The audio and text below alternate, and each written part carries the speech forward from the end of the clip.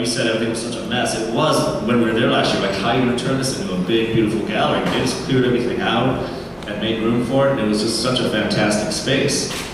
And I think I wonder if this is getting kind of random. This is a view from our Airbnb, and again, I'd like to just kind of go through that, just so again, the kind of places you can stay in, and the architecture you see in there. We got a little group of people together. We like to have little talks when we could with other artists that were all there from Columbus and from Ohio. And this is our little patio area where we could kind of just hang out during the day. And there's Eric, like he always, is carrying some extra clothes he had for the kids. And he would take them across the street. There was a little shop, there was a little family down there right next to him, and you could just give them clothes that you guys didn't need anymore. So it's, again, being ambassadors. Again, a nice view of our little hallway. And it was fantastic because it was being as hot as it is like outside right now, but every room was privately air conditioned, which was wonderful. And again, kind of dark on the side, but just, again, this is all interior. And then now kind of look into this little side room, nice little skylight, and not going anywhere. Well, moving on from the Airbnb, I'm sorry if it just kind of skips. Going to the museum, and again, for the Biennale, there was just artwork all over the streets, all the galleries, and you just kind of think of, like I did, is Cuban artwork being one, that very specific style, all very modern, very abstract, which came around, in more like the 1920s and 30s. But you don't think about, before these, even like the 1930s and 20s, one of those revolutions, they followed classical traditional styles of the 19th century in that. They did very traditional, and a lot of them are trained in that way at their schools. So at the museum, you don't think about, oh man, these are just very classic portrait paintings. And a lot of that goes into, and one of the big things about Cuba, there were different generations at different times, but in that like what we call more of the expressionist and modern art times, it wasn't just this traditional work, but it kind of reflected on the culture. They think about it as being, we were painting the oppressors. So a lot of these artists were painting the rich owners, and there was slavery going on, all that kind of stuff, and working, and you had the lower classes and the upper classes, and now they really look, that's why they kind of moved away from that so much, because they still think of that past as the oppressors. And then you get into a lot more of the modern art. It's hard to see, but it's an awesome little baseball painting. But again, that 1930s time, they kind of followed, they might have been a little bit behind, but they're following the culture of the world. And just seeing when that modernism came about. They're coming from America down through there, it spreads. Seeing the abstractions and what starts to lean a lot of just into that, and just really getting into wild, amazing paintings. And they went from taking that kind of culture, the traditional, into that, and then you started to see things that became, and hard to separate, the social from the classic painting. So everything starts to become a lot of iconography, a lot of, the workers in the fields, and it became about the people. And so all the work was about the people and about, some of their leaders, and did get into just what they care about. The open spaces of Cuba is the famous painting they had there, I thought was just wonderful. And it's about the country. It's very specific. And then kind of going into I just love the street art. You can see it everywhere, just all over the place, in squares, and especially some large scale. Wow, my computer's not agreeing with us. You would have loved this one. It's these little sculptures, and they're sitting in a teacup full of coffee beans. And and so again, just wonderful little sculptures. Everywhere you walk, you can just kind of see these. And then they have large installations all over. It's hard to see like the flags coming down, and the big, beautiful, colorful spectrum up on the top. That's for the Biennale. There was a lot of extra ones this year. Yeah, and especially if you go to the Malecon, which is like the strip that goes all along the ocean front. And there's all these big buildings like this. This wasn't in that spot, but then there were just things, installations, light installations, everything just on these buildings, in these buildings, going in and out of them, just becoming full, just immersive artworks that you can walk in and around. Again, my slides aren't working as well as Eric's. But then the sculptures, again, showing the people. If you look at these, And if anybody works with drills or anything, you might see that they're Phillips head, you know, in the different styles of drill bits. And so you have that represents the workers, you know, and represents, again, what they find important. And the working community there starts to become so prevalent within the artwork. And then they really started showing a lot of faces, portraits of that, but abstracted ones, because again, they want to show that it's about the people. And again, about like this Cuba, this beautiful sculpture it was at the museum. But again, it's just so important that everything there becomes about them. And then again, more street art, which I like this because it kind of influences some of the work I was doing afterwards, of just seeing a lot of what is presented there. And again, that work has to be very careful about, and they do have to be aware of what they're allowed to show and how political and of these spaces. And yes, there are obviously icons of Che that you see that are very famous, and of Fidel, and they post those, and that is part of the culture and who they like to represent. Like what Eric just showed, that great light. And then again, in Matanzas, beautiful just installations of ladders carrying in and out all along the riverfront, and then just not even all in and out of the water, but just nearby, and just having these ladders, and then finding those representations of the meaning of all of that. And whether it be, they had so much pride in their country, but they always were looking for wanting to expand and get out and have more opportunities, but never forgetting their original culture. And then just really cool sculptures that are, and this is right by the studio that we were at, Lola, where we had the big show. So there were these just beautiful sculptures lined up all along the riverfront, which I thought were just fantastic. And again, I think we just went through this, and I'm kind of skipping. So this is at the show, again, kind of reiterating a little bit what Eric was showing, just having full artwork, a great crowd, and just all the art on the walls. Mine's in the far corner. I'll show you again later what I did. And again, just seeing the space and seeing all the different styles and how they had to hang and come up with creative ways of just using that space and fulfilling just the vision of having all of that. But you can see in this area, I mean, part of it, you start to see on the right side where it is a bunch of their work kind of displayed, but also just kind of storing away and just opening up those spaces to use. And again, all the architecture there, as much as it's falling apart, it's just gorgeous. It's so cool to be showing in these spaces. Again, just one of the crowds, kind of hard to see again on these slides. And so we also, along with the visual, we had we had poets come with us, so they did readings we did presentations during the whole show, having these Ohio artists reading their poetry. It was interesting because they'd read, then have a translator translate for all the Cubans there, and then they'd read and then translate. So there was a lot of yelling of the translation. Tripp Fontaine and Barbara Fant were the two spoken word artists, and it's pretty powerful.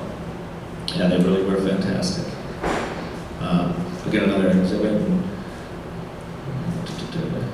And there's Michael giving a speech, just saying thanks, and just, you know, again, he's the man who brought all of this together, so everybody's just listening to what he had to say and watching him become emotional. This is outside. This is actually when, and Eric mentioned, we all went in, they had this big reveal of the doors opening, and I said, wait, no, never mind, close it back up again, we forgot two artists. And so we had to go stand outside, and the smart people stood behind the statues in the shade, in the shadows. Some of us just cooked. But this is that wonderful space outside, which is just, these are mostly like the Ohio people before everybody else even came. So talking about my piece, so I was, last year when I was there, again, walking around Old Havana and exploring, we come across, I came across this boxing ring, and this beautiful old ring, and I walked around, and you know, they say for a little donation, you can hang out with us for the afternoon and take photographs and see what's going on, and so I got great photos of these guys sparring and training, and I'm from kids from all ages, you know, up and down. But there was this one, he was just kind of sitting there after he was training, and just in that kind of quiet moment, I thought he was such a powerful, striking image, and I asked if I could photograph him, and I did. And so going into the basic theme of what we were presenting in our part of the show was connecting. It was connections, whether it be Ohio to Cuba, like with your mugs and your piece. It was those direct correlations. I was going for the connection. I was brainstorming ideas of maybe finding someone. I did go to some boxing training centers here in Columbus to see if I could find some way to connect. Nothing was quite hitting right. But then I just started reading history about the boxing ring that we were at and these other people training. So I found that one of the famous boxers, he's on this, come on. Well, there's a blank spot there, I'm not sure. But it was a famous boxer, his name was Kid Chocolate. Yeah, so that's him. And so I found old images of him, and he trained at that same facility. And just an old photograph, and they all knew him. And even when I kind of presented this to some of the Cubans at the show, they all knew who this guy was. And they're like, "Oh, that's so great!" So going back with the image of this young guy, and then finding that, I kind of just, I'm a painter by trade, but I really, when I was there in Cuba, I wanted to explore more than just my painting, but try multimedia ideas. And so I just did multiple cuts and started cutting and moving and finding just that image. So I took both the images and just put them on canvas, and then just started slicing the canvas up and putting it. So it's both the young guy I saw boxing there, and then the famous Kid Chocolate. And just seeing the way they could kind of just not easily, but intertwine and create just an image of that past connecting with the future, the dreams of a young boxer versus the reality of what could have become. Great, and so this was, just again for me new, I've been getting into photography a lot more, but just trying something that was just more tactile and just with a little bit more dimension to it. And so that's the piece that we showed. It's in a few of the back shots of some of the other ones. But yeah, just again, finding inspiration from going somewhere and just wanting to try something new is one of the best things I brought out of being in Cuba. And then let's see, these are some pieces I did that are more of my style, more traditional, of seeing some of those guys just boxing and sparring at the ring. And yeah, just some of these paintings that were, it was just great to watch. The old wooden floor on those boxes, I don't know how when you landed, how that would feel. But, yeah. So just different varieties of that. And then getting into, I only have one or two of these, but just, again, just finding a view from where we were staying. That was right below our Airbnb. We got to actually know some of those guys. They would wave, they'd be, "Hey neighbors," they'd invite us over, and we'd go over there and have a drink or have some food, and just creating paintings out of that. And let's see, and then that was my last little image of Eric. And if you see the guy's shirt, you can kind of get a humor out of that. But that might be about it for my actual images. But one thing I will say, and I think it's kind of important, I'll kind of go forward or around, I'll just kind of go back to looking, I'll just kind of scroll through these again as I say this, but we, again, without getting political about it, after Raul Castro, moved on and they took over the new government there in Cuba, this past December, they are initiating what they call Decree 349. And that means every artist has to register and be approved by the government to say whether or not they will allow you to ever show or exhibit your work. And so you are then regulated. So every artist, if they don't like you, they will prevent you from ever showing your artwork. And I know it's something we hate seeing, but this is really important. So a lot of this year, there were a lot of protests. We don't see much of it. We didn't really see it. There was kind of an undertone vibe, I think, by just knowing about it.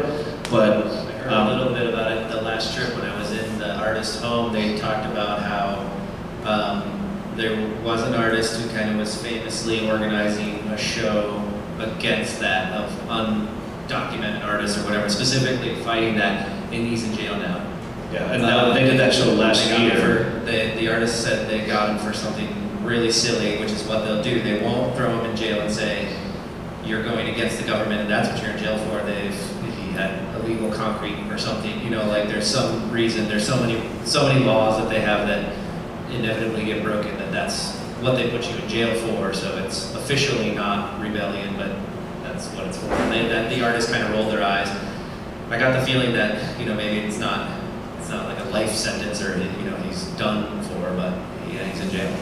Right, and I mean, other artists who got arrested multiple times for protesting. Some are known for protesting. One of those, she's now in New York, working with the international community of working with the refugees for a different kind of thing. But I would agree with bringing this up and kind of trying to understand the gravity of what we so flippantly assume is freedom of speech, and it really hit me recently when I heard Canada put a couple people in jail for interrupting a news broadcast and just saying something silly. And again, in the United States, people say silly things all the time to the point where you just have to realize that they're going to say it and you have to live with it or whatever because they have that freedom of speech. And to think Canada, that was this year, people got thrown in jail for speaking, it's silliness. Yeah, and we are censored, even as Americans. There is a certain point where we are censored, and depending on where you put your artwork and how that is. There is that censorship that we all deal with, but one of the things about being in Cuba is it's permanently part of their lives. It's always something that's going to be affecting the artists, and they have to be aware of that. Social censorship too, like the political correctness where you can't say something because you'll get in trouble, but it's a different thing when you're going to get in trouble because you put something on social media and people are going to call you out for saying something wrong and you're going to go to public opinion court than, having the government put you in jail for. It's crazy. Sure. But yeah, the fact, it bothered me that it's an actual decree, and it's not something, decree 3, 4. Well, it is like a heightening of everything. Our government is heightening what they were before about it's evil. Just saying socialist is evil. It's semantics and it's bigger than us. That's the only reason I don't talk about it is because I get flustered. It's not because I gotta talk about it. Michael, come on. Don't worry about his last name. Just call him Mikey. He's fine. I can show my process if people are interested. Yeah, we can do that unless there's any questions that come up. Otherwise, give it back to Eric. You can see his process. Anybody? Yes. Someone else had asked, your piece that's the split. Yeah. What is that made of? Like, is it canvases or is it actual? So it's, I can't go back. So I printed it. I have a very large blotter printer in my studio, and so I printed it on canvas paper, high-res canvas paper. But then I took that and adhered it to actual canvas, that was stretched, and I then cut it off that so that wouldn't bend and warp too much, and so they could get it to. So again, a lot of this, it isn't just all individual single strips. Some is a strip, and then part of it, I cut some around the hands, because if I wanted one part to show up a little bit more, a little bit less. Some of them are just little small cuts, small strips, so it's not all just cut, and splice, but there's lots of little bits and little, where it stops and starts. You can see some of the cuts going down to one of the shoulders and then just stopping.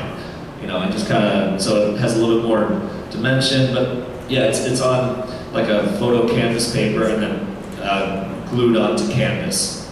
And so when it hung, again, for the sake of shipping, I had to roll it up, so it's just kind of pinned to the wall. So if we get it back and we can do the show here, I'd like to actually frame it and present it a little bit easier, but again, so it is about, I think 36 inches by 48 maybe?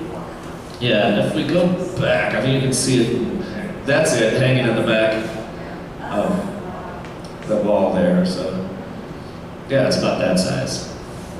Yeah. That's my process. The use of material makes the piece a lot more interesting in person, because the image is interesting, and you could print that as a digital. You can do prints of that, but seeing we were talking about it while I was making the piece, how are those edges going to look? And it was kind of fun to watch him go through something. He's so adept at the painting style that he does, and he was like, no, I'm going to do something different. And he came up with this whole thing. It was fun to watch. I even tried tearing the canvas and leave real frayed edges, but that was just, the image was starting to get lost within that. It was becoming too much about the texture and tactile, and I was losing the message within that image. All right, so I can fly through these. For the process of my piece, like I said, it took the months leading up to where this is, kind of skipping by that in a way. Another idea that I tried, and I had prototypes for and went a different direction. And this is actually skipping ahead. These are all, it was done in my garage between the hours of 9 a.m. and 1 a.m. For about a 3 or 4 week stint. And the rolling slabs, actually using the slab roller here, rolling the slabs, rolling extra so that I could cut out geometric shapes. So I did this image on Photoshop, taking Jen's drawings, digitally putting them in there, taking them in text, figuring out how the text would be visual. I didn't care that you could read it when it was there. Now you can see the pictures of the mugs. It's just a wood table from the internet. The flower picture that I took, cut out the edge, and photoshopped that together. So playing around with that, and that was where not only Jen's drawings came in, but her, the collaborative process there of, in a sense, it was me presenting something to her, but then it was through that dialogue that this composition became what it is. So as I've done for other projects, I take that and get it printed at ARC Printing. It's a very cheap way to get big prints made, and I have to get them printed either 24 or 36. This is 5 feet by 3 feet, so I think I get them printed on 24-inch paper, put them together. And then I use marker Sharpies to draw where the lines are. They're all labeled. Then I put the tiles together, put the paper on top, and this is a picture of the paper on top. It's all marked, it's all figured out, and then I use a tool of some sort. The end of a marker works really well. On top of the paper, I trace the parts and pieces, and that barely indents the clay. And then down here is a process.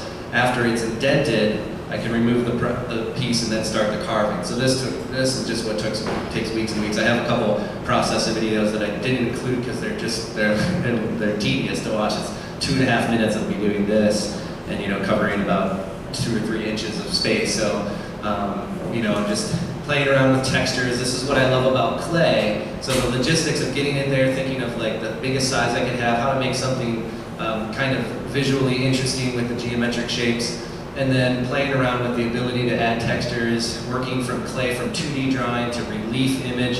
This is my practice right now. This is what I'm years away from mastering, but what I'm trying to do alongside of something, because it just takes repetitive motions and understanding the material and what moisture consistency it's at. And I'll get there someday.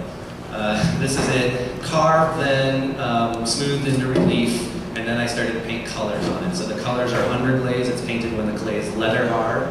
And you can paint underglaze a lot like acrylic paint. So we have some in the studio. It's kind of the way to, sometimes I get you painters down there and you come down and we're starting to figure it out. And then this is a good way to apply color to clay, and it works like paint, so it's nice. So you can do painterly things like put down the yellow and then put some orange over top. So the brown's the same way. There's 3 or 4 browns, the green, same thing. So when you're putting paint with underglaze, a lot of time you want to paint all of the yellow, let it dry, and then go in with a darker color. Or you can put lighter colors over top of dark ones. There's a lot of different things.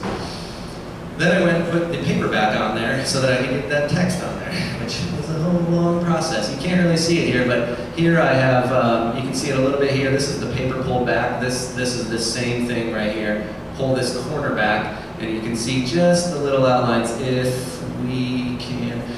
So I used an X-Acto blade, and I cut through the paper, which cut through the clay, which gave me those little lines. Then after I did that, I could go ahead by hand and carve very carefully all of these letters out. And that took like a half hour? Yeah, just knocked it out, looked at it, it was done. It took equally as long as carving the entire thing, which I didn't quite plan for, because, artist, I'll get that done, yeah. Mm-hmm. So carve it, then slowly dry it, because clay is finicky, it warps. These are wood slats underneath of the tiles here, so I can get air all the way around, because that's key to not having them warp. Bisque fire them, unload them from the bisque fire, and now it's time for the black underglaze. So black underglaze, painting it specifically into the texture, and then spending a good amount of time with my handy yellow sponge, working the black into the texture first, and then wiping away with the sponge. So at first it's very dark, and then you can remove more of it. So it's a kind of a tried and true method of you apply really bright colors, then put a dark color over top, wipe all that stuff off. The dark is in the texture. Then I put a glaze on there, very light, clear glaze. breaks. I didn't want the super shininess, and again, wiped quite a bit of it away, so the texture, the shininess is mostly in the textures. This is now putting it back together, but hey, I only have tile. I gotta get this Chicuba on the wall, so I need plywood on the back, and then cleats on the back of that. So glue all the tile to the plywood. You can see the back here, how the mugs, there's one geometric shape here, this rectangle that I'm going around has 1, 2, 3, 4, 5 little tiles in it